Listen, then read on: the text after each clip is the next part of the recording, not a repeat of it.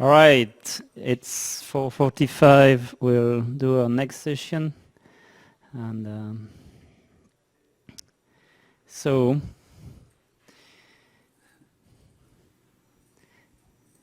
here we go. All right.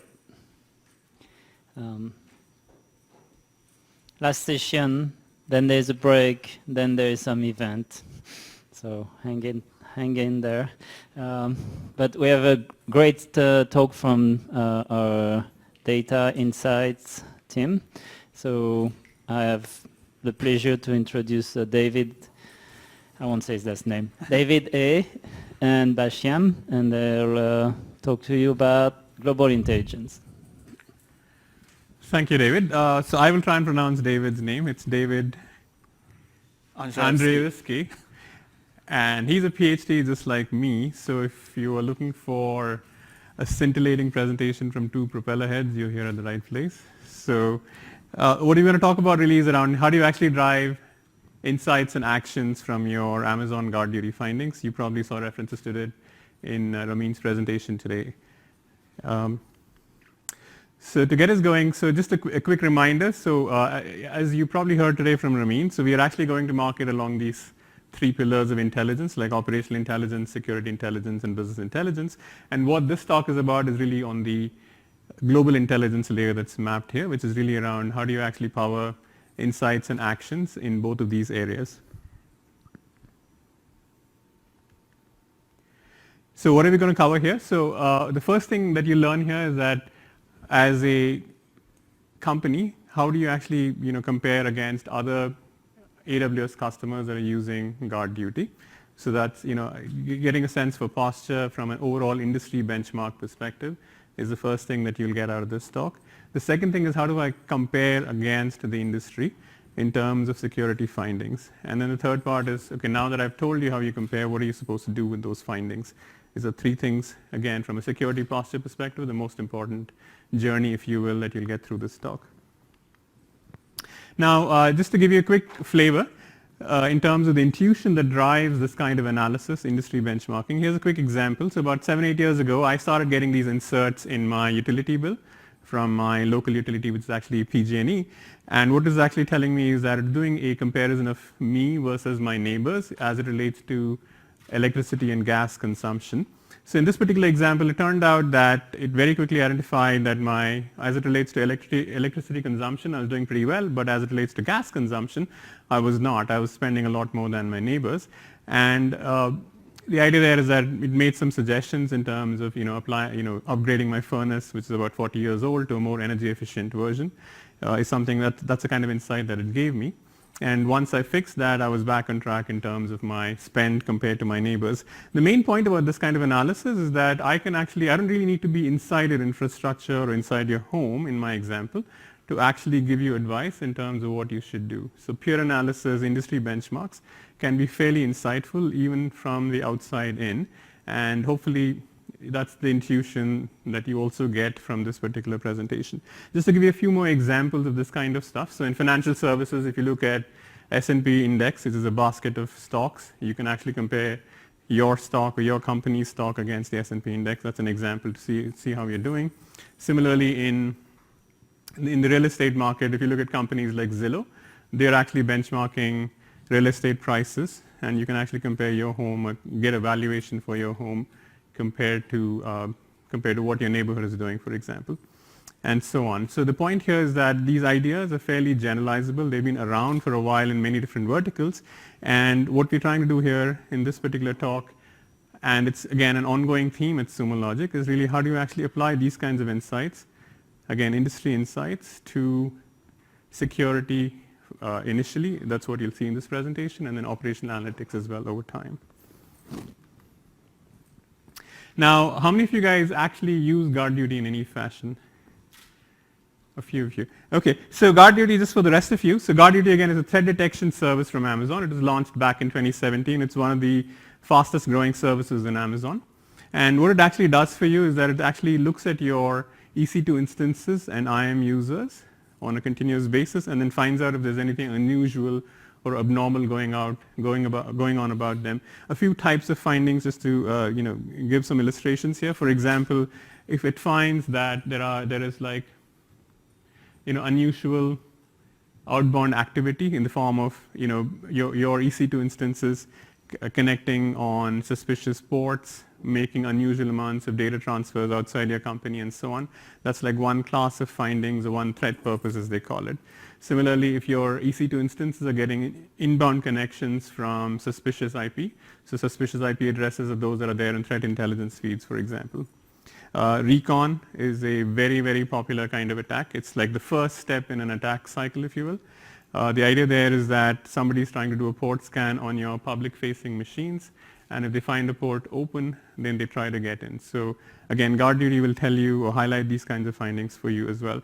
In a summary, so basically when it comes to threat detection, there are actually 12 kinds of threat purposes, and then within each of those threat purposes, you can actually unpack them further. And in total, there's about 52 odd distinct threat types that you will find within Amazon GuardDuty. So what are we doing as it relates to global intelligence? So the first thing that we do for you is, from an industry perspective, how are companies that are using AWS doing from the standpoint of what kind of threats are they seeing in their GuardDuty data? So again, it's sort of an industry benchmark. The second thing is we actually score your company against the industry benchmark, if you will, and we represent that score as a single posture score. So instead of you having to unpack a lot of findings and then trying to figure out how you deviate from the baseline, we have essentially packaged all that into a single risk score, if you will, or a posture score, which is a number between a 0 and 100, and then that then drives the remaining steps in the process, which is really, if my security posture is not good, we tell you the list of things that you can actually take action on from a findings perspective, which helps you get to a better posture. And then last but not least, because it's a single number, you can actually do trend analysis, alerts, and things of that sort. And one of the things that you'll also see in the GuardDuty benchmark app is a trend line for your posture score itself. And the main idea there is that as you do a better job in terms of security, is it having an impact on your threat posture? A few quick slides on what this application looks like. Again, this application is available in preview form in the app catalog, so absolutely go for it and try it. So the first set of dashboards that you'll see represents that first question that we're trying to address, which is how is the industry overall doing from a GuardDuty findings perspective. So some of the kinds of panels that you'll see here is like there is a notion of a threat mix, which is what's the percentage of findings organized by the different threat purposes that we are seeing in the Sumo Logic population. So that's the first thing that you see here. One thing that you'll see here really quickly is that recon attacks, they tend to be really, really popular. So they account for more than 80-90% of the findings that the average customer is seeing. Then the second thing that's really useful is this notion of rare threats. A rare threat is something that represents less than 0.2% of your total findings on average. And as you can see, there's a list of things that are listed here, which you'll see. Now, the point about rare threats is that if you see a rare threat in your findings data, that itself is a call to action for you, because it really means that there's something off with respect to your infrastructure compared to other customers, and it merits further investigation. And then a few other panels that you see here, like just organizing the data for you in terms of where your threats are coming from. That's the panel on the left-hand side, and then the panel on the right-hand side talks about essentially a flow map, which is where your threat sources and targets are in your, actually overall among Sumo customers. That's what this panel represents. And then in the following slide, we show you the same data for your particular company. So this particular set of dashboards represents essentially the same type of data, which is pivoted on your company. Again, we tell you threat mix, rare threats, and then the source and destination from a geographic standpoint for your findings.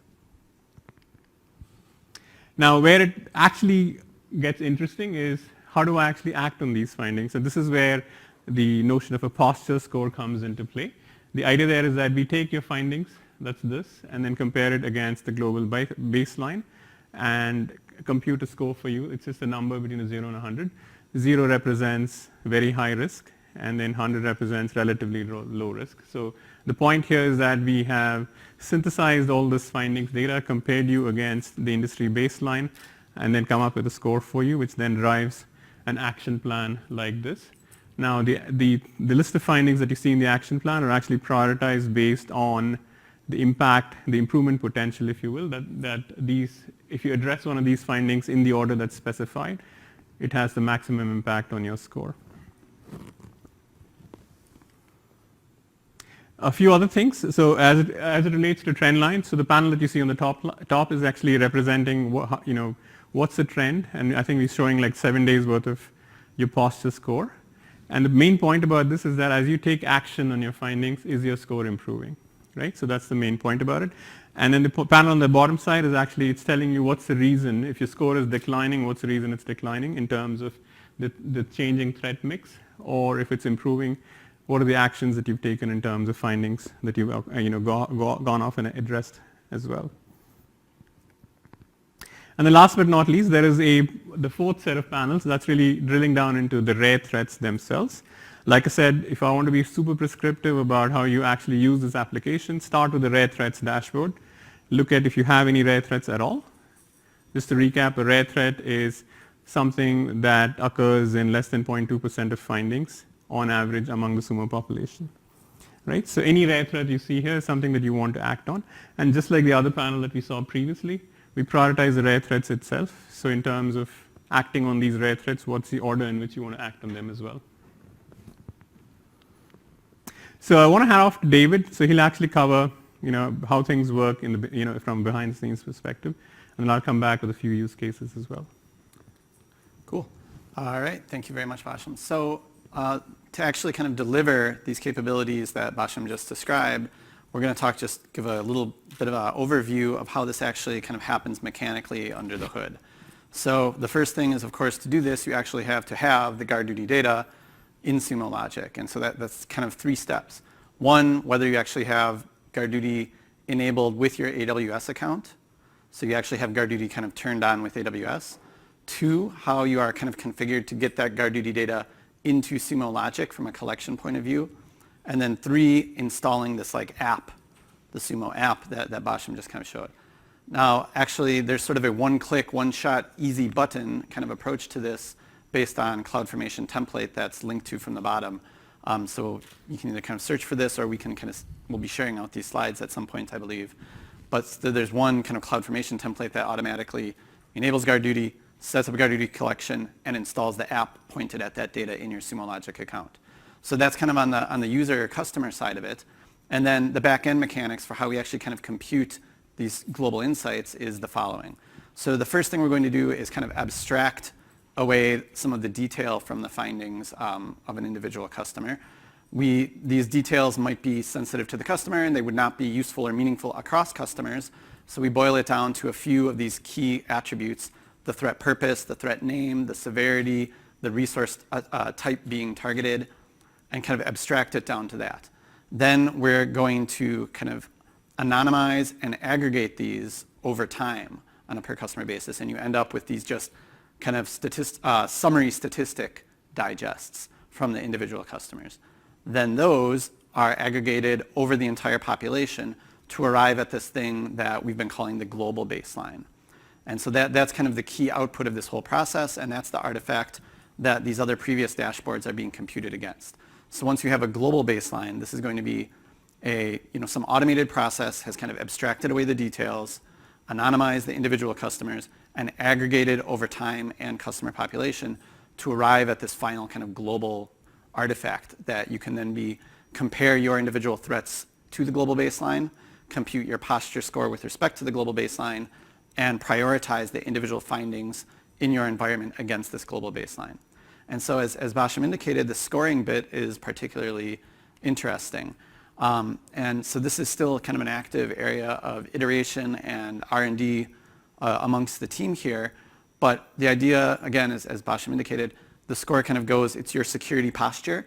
100 is you have very good security, you have relatively low risk, and 0 is you may be at much higher risk. And how we kind of turn your findings and the global comparison into that final score is sort of governed by a few design principles that we use to kind of constrain the space of possible functions here into something that's going to be kind of meaningful and make sense to end users from a kind of intuitive point of view from security use cases. And so holding everything else equal, you're going to have higher risk if there are more findings. If AWS GuardDuty Security Service is identifying more threats and riskier things in your environment, just from a sheer quantity of these alerts, that's going to decrease your security posture score. AWS also annotates these security threat findings with their own severity scores, and we also take that into account. Again, all things being equal, if you have a threat with a higher AWS assigned security or severity code, that's also going to further decrease your score. Then these last quantities, we're going to use the global, the kind of global baseline information to further reweight these individual threat findings in your environment. And the intuition here is that some of these alerts that AWS GuardDuty is going to generate, like perhaps the recon one, if they are occurring rather frequently across a rather broad cross-section of customers, it may be somewhat less alarming or interesting to you. They may be a kind of noise. Whereas if there is a kind of very rare or unusual or very specific to a handful of organizations, some threat, if that's in your environment, that might be something intuitively you're a little bit more interested to put a priority on, to really take a look at more quickly. So those also, all things being equal, are going to contribute more to the security posture score. And then, of course, throughout this whole kind of machinery, we are kind of continuing to uphold the sort of security, data, and privacy best practices that we're trying to keep everywhere else in Sumo Logic. Again, this is some completely automated procedure that is abstracting away the details, anonymizing the individual results, and aggregating across the individual results. And so there's not kind of shadow copies of the raw data flying around or anything like this. And throughout the whole life cycle of even these anonymized statistical digests, we're encrypting, limiting access, limiting the lifetime, and ensuring that there's kind of additional monitoring around this stuff. So end to end, this is kind of continuing to maintain the level of seriousness that we put on these kind of concerns and issues with the customer data. So I'll hand it back to Basham to dig in a little bit more on some use case. Thank you, David. So just a really quick case study. So as it turns out, this particular application went through a fairly lengthy design partner program. So we actually engaged with about 5 or 6 customers pretty actively who were actually using the application against their own GuardDuty findings. And here's a simple example. Back in the June or July timeframe, one of the customers reported, and this is fairly consistent among all the 4 or 5, which is once they turned on the application, what they found is that the idea of baselining and then comparing their company against the baseline revealed certain things very, very quickly for them. So they found, in a few cases, certain unusual patterns in their findings. I suspect that it has to do with the rare threats in particular. And what they found was that the rare threats essentially gave them some insights even before the SOC team, basically gave about 1 or 2 days of advance notice for the SOC team in terms of finding threats in the application, which then triggered some detailed investigation and response. The main idea here is that, like I said before at the outset, this type of baselining can actually work simply because you're being compared against a population of Sumo customers. So in terms of what's next, so one common piece of feedback that we got through the design partner program is that a lot of customers want to use this as a single dashboard that they can go to every day. But what that means, what they're missing at the moment is additional context and context around the findings themselves. So for example, if they see an EC2 instance or an IAM user being referenced in the data, they want to actually get additional context in terms of is this instance, which region is this instance in, who owns this instance, what are the tags associated with this instance, is the instance in a running state or not, and so on. Now, as in one of the presentations, either today or tomorrow, there is actually a session on I believe it's called the lookup service, which is coming out soon. And the idea there is to actually enrich these findings and give like a single pane of glass where right next to the findings themselves, there is a lot of context associated with these resources available for the user. And then last but not least, again, global intelligence is really an ongoing theme. It's essentially a multi-year theme for us. So in the security space, we'll continue to look for ideas with respect to additional kinds of baselining that we can do. One of the active projects that we have in the works is to actually benchmark based on CloudTrail data itself. And one of the ideas that we're looking at is this notion of breach-resistant configurations. The main concept there is that a lot of products actually tell you from a scanning perspective if something is wrong in your infrastructure. But the reality is that modern infrastructures keep changing all the time. So as your developers or your engineers are going off and making changes in your infrastructure, what they're oftentimes missing is what is that standardized template? What are the risky versus non-risky configurations that they should be using?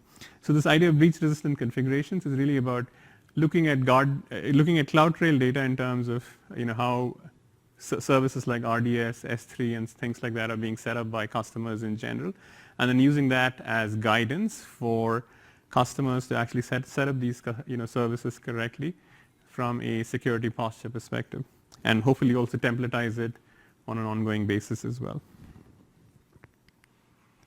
So just to wrap up, so again, this idea of benchmarking companies against a population totally works in terms of highlighting and pinpointing findings for you. We also talked about how you actually use the notion of a posture score to drive prioritized action plans, and then last but not least, also assessing trend lines based on the posture score itself. And the key takeaway for this talk really is that the app is available for you in the app catalog, so absolutely go ahead and try it, and we'd love to have your feedback. With that, please take the survey that's in here. So I believe you need to click your QR reader on it, and you should be able to give us feedback. And I think we have a few minutes for questions, David, right? Yes, question there. If you have a question, please raise your hand. I'll find you.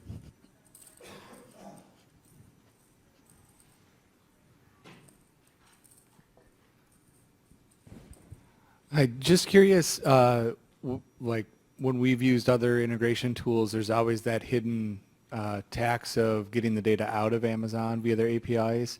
Do you know, like, are there costs that we need to be thinking about trying to get the data out of GuardDuty into Sumo when we're trying to think about turning on those integrations? Any API charges or data transfer rates?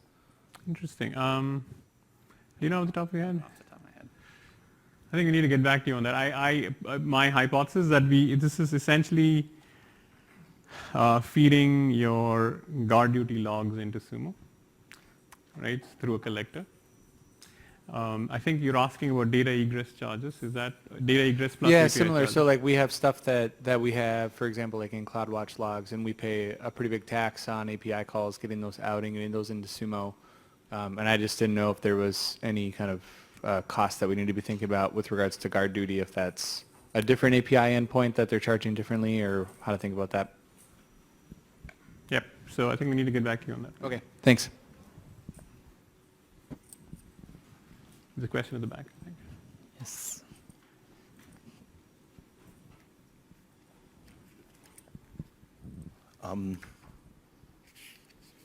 Okay, sorry.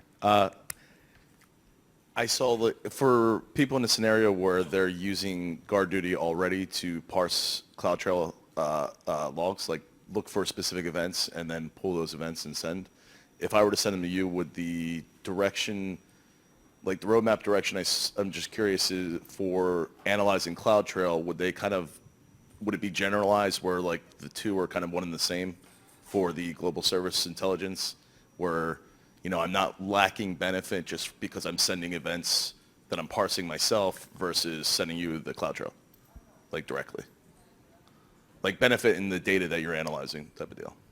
Yeah, so again, I think realistically, we're going to be looking for patterns that you're not already looking for, right? So for example, one idea that we had is really around looking at, are your denied requests in your CloudTrail data, is that different from the population of Sumo customers, right? So that's an example of a unique type of statistic that is probably not there in any other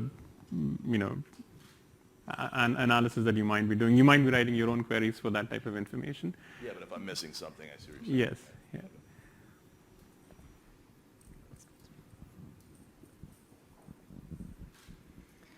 Yeah. Hi, I just wanted to know how this differs or relates to the Cloud SIM.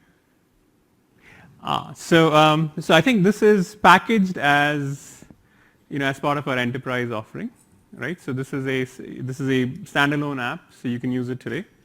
And to be honest, I think the way Cloud SIM is more the more sophisticated, SecOps type platform, if you will, where you're doing correlations, investigations, and so on. So there's a lot of value in that offering.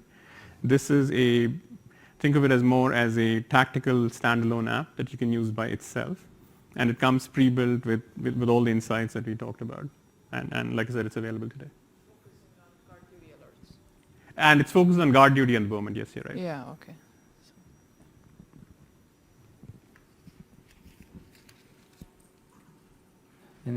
Anybody else? No. Thank you. Thank you.